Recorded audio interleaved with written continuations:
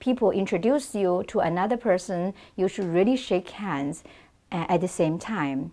Always remember, when people introduce you, if you are in a sitting situation, sitting position, try to stand up and acknowledge the introduction. But if you are sitting in a very crowded space, it's not easy for you really to make this move. At least you should make a gesture, like try to just make the gesture you are standing and nod your head when you are being introduced. And Chinese people do pay attention to your outward expressions of modesty and of this politeness. And if you tend to sit there when people introduce you without all these nonverbal movements, I think the impression you are creating here is likely to be the one that people would consider you as a very proud person. Avoid it verbally by saying 你好 or 幸会 or 我很高兴见到你. And at the same time, non-verbally, by showing some modest, humble gesture like standing up from the sitting position, nod your head, and even say 谢谢.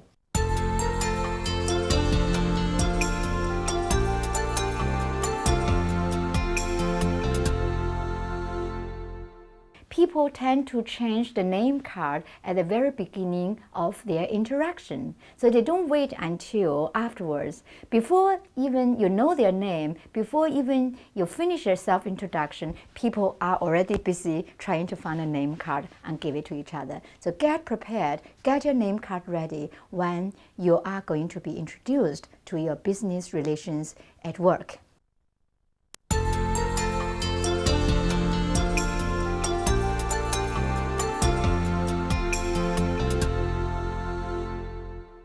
Another thing I think we really need to remember is that when people get introduced at this point, they tend to shake hands again, even though initially when you meet, you already have done the handshaking. And now, once you get introduced, you tend to shake hands with each other again.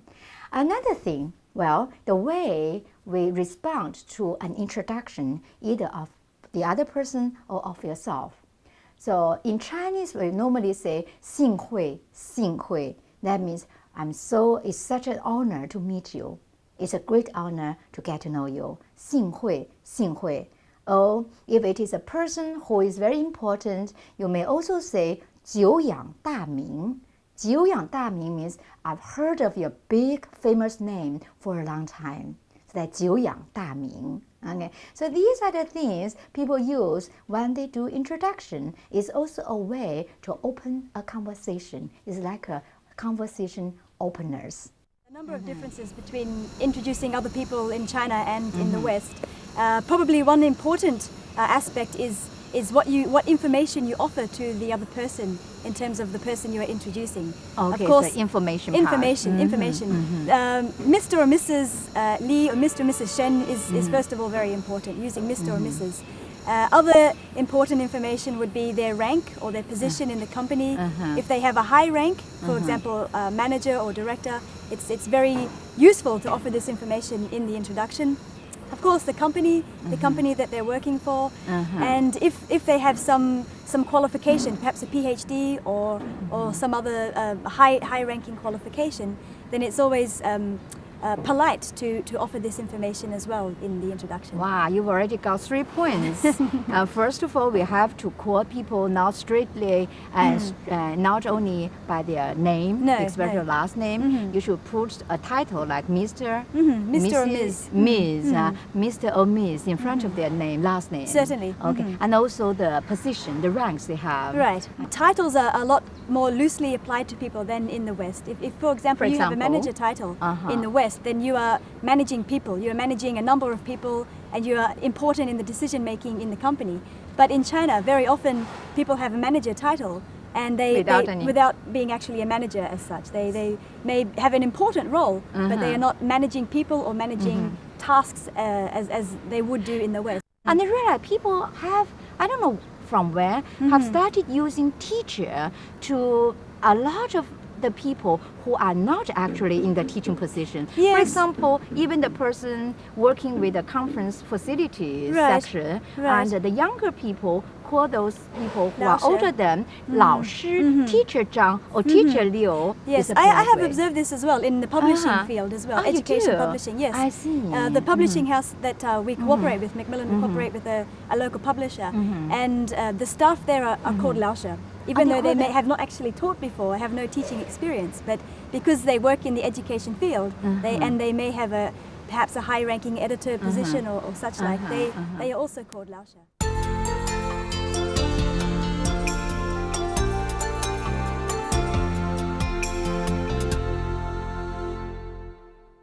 Well, in business, not everybody gets introduced.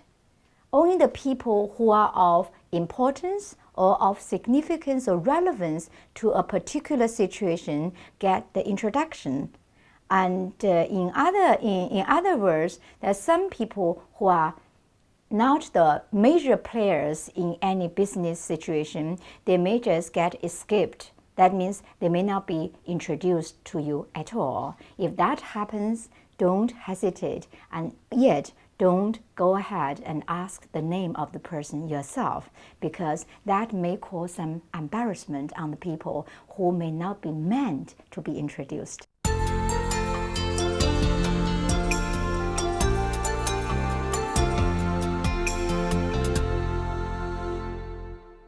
And this is important when you introduce other people, to keep in mind this hierarchy, in that Great.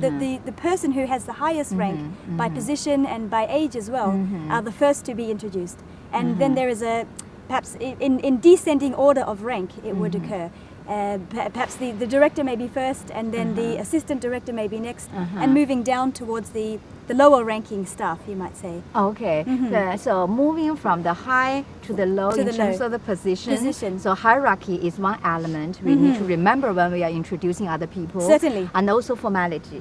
Formality. So certainly. instead of going informal like what we do in Australia and in America and certain other parts of the world, people here tend to be formal. They are a lot more formal. They are more formal. Introductions are an important or very symbolic thing in many Very ways, symbolic, and yeah. it should not simply be done quickly. It's a stage where the third person has the position or the responsibility to make the other two acquainted, and this position is very, very important in this relationship. So we here. have to take it really seriously if you are in the position to introduce people to each other.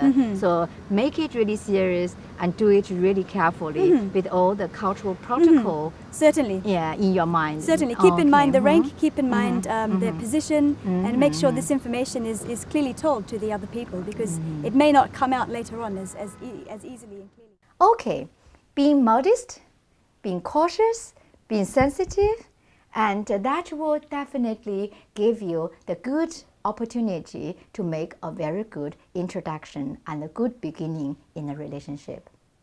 Well, that's the end of this session. Thank you very much, and I'll see you next time. Hello, my friends. I'm very happy to be back again today to talk about or to continue our Chinese business cultural series. And this session will look at something very practical. What is that? The name card handling, the business name card.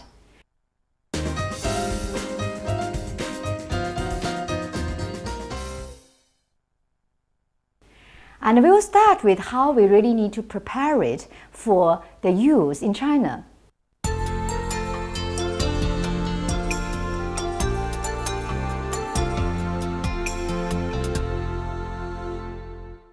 One main thing I realize is that name cards are a very important thing to have and to use in China. In the West, people have name cards and they use them, but it's more important, more crucial to have them and to use them when introducing yourself in China. Normally, when we are in the States or in other parts of the world, unless you travel, we only have one language in the name card. That is your own language. But before you come to China, make sure find someone who knows Chinese to give you a good translation of your name card content and print the Chinese version on the other side of the name card.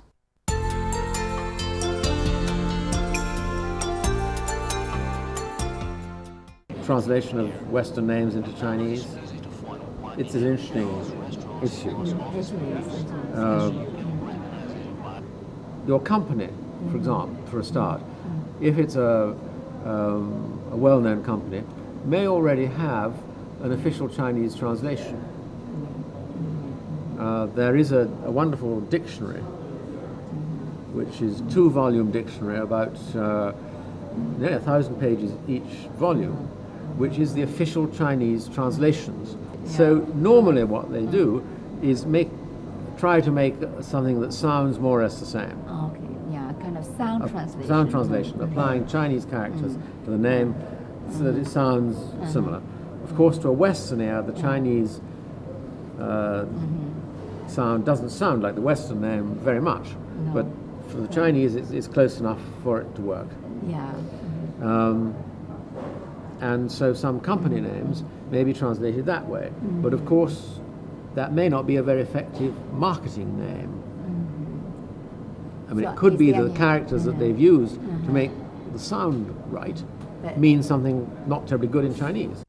And among the information you gave in the name card, don't forget to list the highest credentials you have, either for your professional or for your academic achievement. If you have a doctor, don't omit it at all. Just put Dr. 博士 on the name card in Chinese.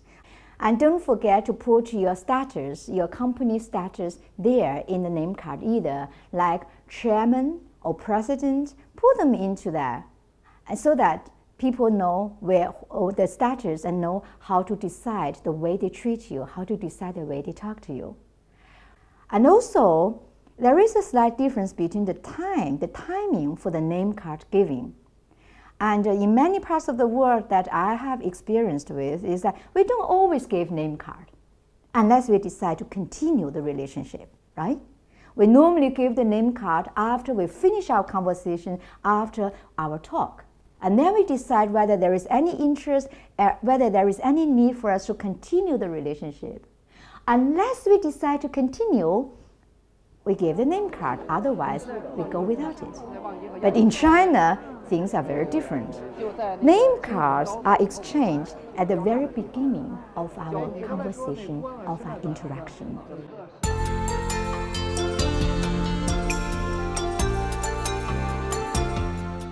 And also in China, did you also notice, or have you noticed that people ask you for the name card at the very beginning of your conversation, of your contact, rather than leave it towards the end? Yes. So they don't really make the judgment first whether this is a contact I'm going to continue with, I'm going to have anything to do with in future.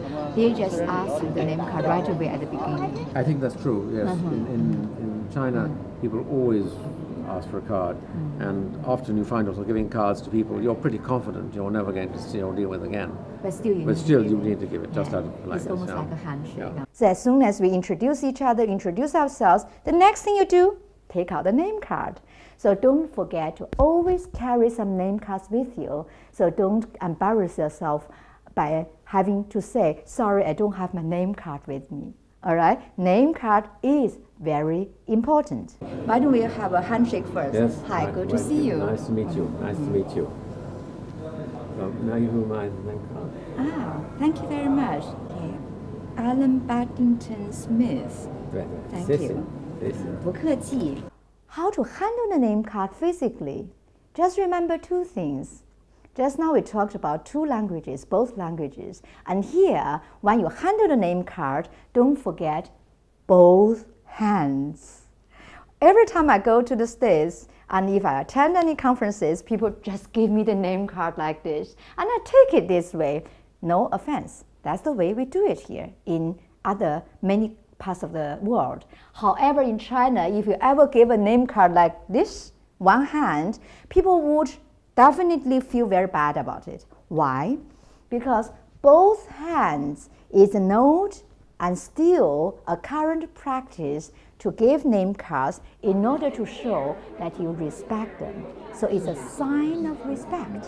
You can never go very short on that.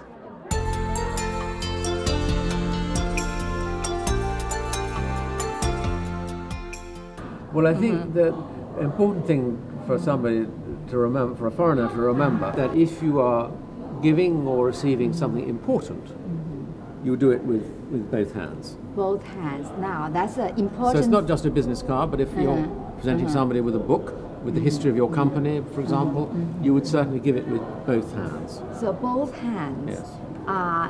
When you use both hands is a sign of showing respect. Exactly. And better remember to do that, not only with a name card, you say, with any other things Anything when else you hand out anything. Exactly. Great to remember. Yeah. Good to remember.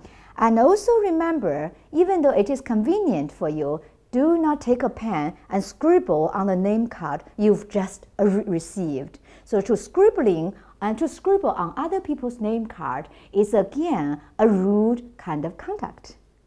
So better use another separate piece of paper if you need to put down any information at all.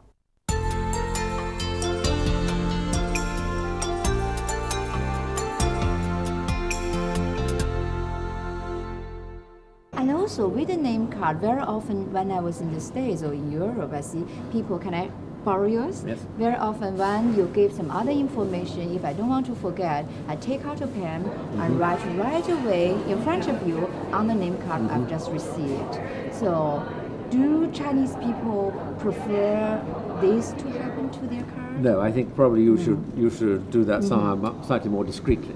More Yes, discreet. yes, I think because there's much more sense that if they're giving you that card, they're giving you themselves, and you don't sort of scribble things. Don't like scribble that. that. No. I think the reason is that they don't scribble on your card when they receive it. I think it's another cultural thing here, I guess, right? exactly. It's a respect for the person whose name is printed Absolutely, there. So absolutely. we don't do that Yeah, easily. we don't sort of But if you deface. really, if you don't really have any other place to write anything, and you really want to remember, what do we do here? Well, you must be prepared and bring something else to It's true. Yeah. And sometimes, you know what, Alan, sometimes I'm really embarrassed because I don't really have anything to write on. Right. And I just ask, oh, I'm really sorry. Could I just write this important number onto your card? I guess when you apologize for it before you do this, it can be absolutely accepted. I don't think Yes, there's probably any offense that's right. made here. But it's better to have to write on that. something else. Exactly. So talking about name card, now I hope we have a different way of looking at the name card handling in China. And remember both languages on your name card, and also remember both hands. If you remember these two both, I think you won't be too wrong in your name card handling. All right, now we can wrap up this session, and hope you get something out of this session as well, and hope to see you all again for the next session. We have a lot of interesting things to follow. Don't forget the time to come back again. Thank you again. Bye-bye. Hello, welcome back. And welcome back to this cultural series in doing business with China. And in today's session, I think we will be focusing on how Chinese people greet each other at work.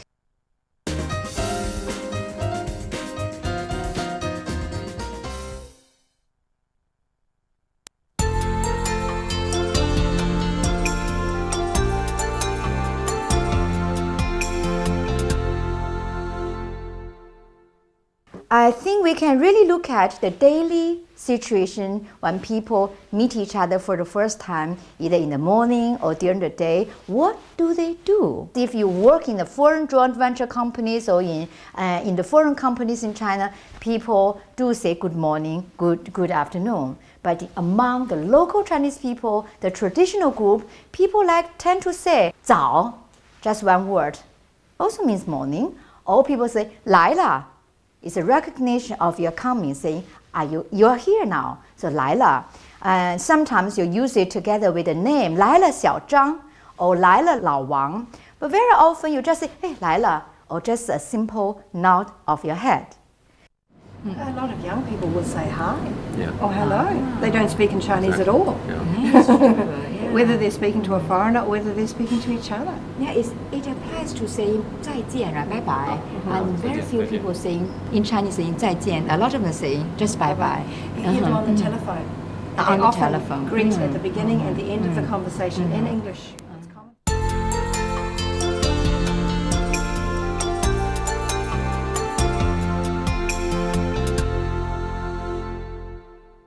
There are several other ways we can greet each other after having seen each other for some time. And again, you can really do it in a very light-hearted, very humorous way. If someone comes in, you haven't seen him or her for a while, you can also say, instead of saying 你好, yeah, we do normally say, 回来了, you've come back. We can also say, wow, you look